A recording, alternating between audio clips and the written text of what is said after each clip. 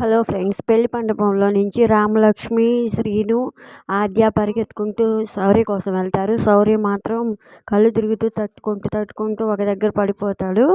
అప్పుడు Ramalakshmi sir sir sir లేండి sir అని అంటూ ఉంటుంది. అలాగే ఆద్య కూడా సార్ అంటుంది.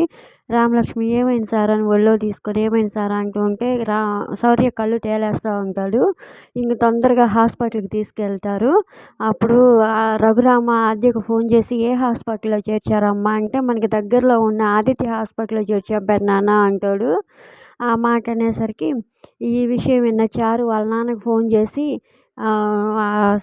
శౌర్యని ఆదిత్య హాస్పిటల్లో చేర్చారంట. ఆద్య వాళ్ళ నాన్న కూడా అదే హాస్పిటల్లో ఉన్నాడు కదా అని టెన్షన్ పడుతూ ఫోన్ చేస్తుంది. తర్వాత ఏం జరుగుతుందో ఎపిసోడ్లో చూద్దాం ఫ్రెండ్స్. మీకు కనుక వీడియో నచ్చితే ప్లీజ్ లైక్ చేయండి, షేర్ చేయండి, సబ్స్క్రైబ్ చేయండి. Thank you for watching.